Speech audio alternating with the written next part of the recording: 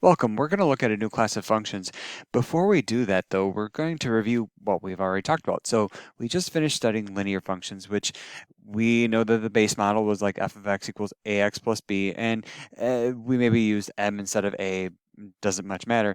But the reason we started with those is because we saw equations of lines before, right? The graph of a linear function is a line, okay? And in this form, if it was ax plus b, we said that the m or the a value was the slope and the b value was the value of the y-intercept. Again, the y-intercept is a point, 0 comma b, but that's not a big deal, okay? But now when we talk about this type of function, linear functions, it's actually a special case of a larger class of functions, which we call polynomial functions. And you may have seen these before, but a polynomial function just has this general form here, okay?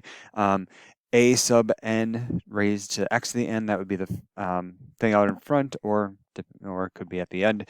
But typically we write these in descending order, so then it would be a, so if n was 3, it'd be a sub 3 times x to the third plus a sub 2, okay, decreasing n by 1, x squared, and then so on and so forth down to that last term. And this last term would just be our constant. There wouldn't be a value of, or an x associated with it.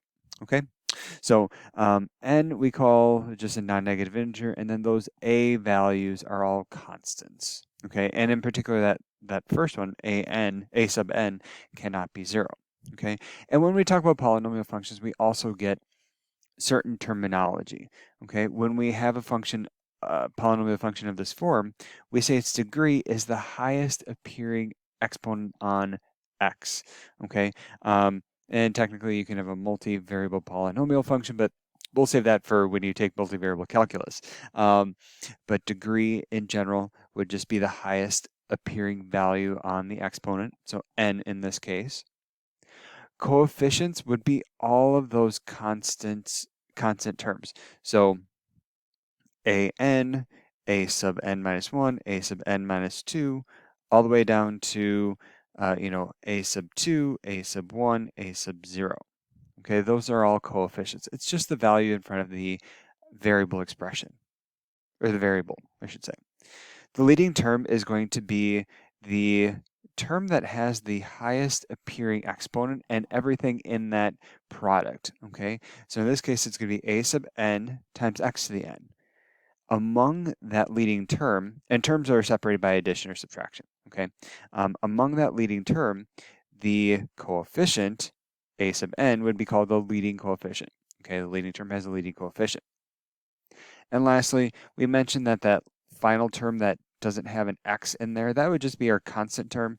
And so it's represented symbolically as a sub 0. Okay, so now just as a quick example, if we were to look at linear functions that had that form, ax plus b, the degree here would be the highest appearing exponent on x. There's nothing there. Actually, there's a 1. Okay, so we say it's degree 1. A and b would be the coefficients. It's just the constant terms in there. The leading term would be ax. Okay, it's the highest, it's the term of degree 1 of the highest degree. Okay, in that leading term, a would be called the leading coefficient, and then the constant term would just be b. Okay, so we should be able to do this for every polynomial possible. Okay, identify these 5 things. Okay, but now, like I said, we need to move on to a different class of functions, a different type of function, and we are still going to look at polynomial functions in general, but we're going to now change our view to degree 2 polynomials, which are called quadratic functions. Okay, and so quadratic functions have this particular form. We have ax squared plus bx plus c, okay? And if you prefer, you could do like a sub 2, a sub 1, and a sub 0. Doesn't much matter. A, b, and c are going to be more practical for us going forward. All right, but we just have this form, and that leading value a cannot be 0. Okay, so now just going through and identifying all this, degree is 2. The coefficients, the non x and y values are a, b, and c. The leading term is that term that has the highest degree exponent appearing, so ax squared. In that term, a would be called the leading coefficient, and the constant term would just be c. All right, and so we know a little bit about quadratic functions, and in fact, we've actually already seen its base graph. So if we just look at x squared, so again, we're looking at a special case where a is 1 and then b and c are 0. We've seen this graph before, and we've used it in transformations, and we know that we can get its table of values like this.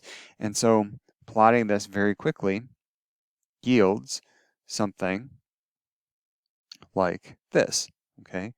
This U shape that I'm making here, it has a special name. It has the name of a parabola, okay?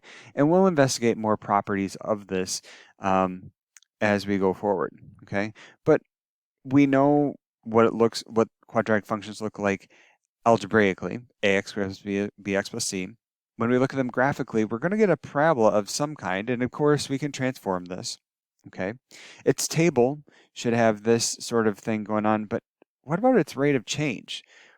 Okay, we talked about with linear functions, we had a constant rate of change. What about the rate of change in a quadratic function? Well, that you really should have some calculus to do formally.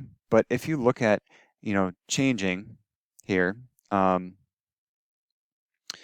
these are actually, hang on. Yep. If we look at the differences, so we increase by 1, we increase by 3, okay? A parabola or a quadratic function is characterized by looking at the second differences, okay?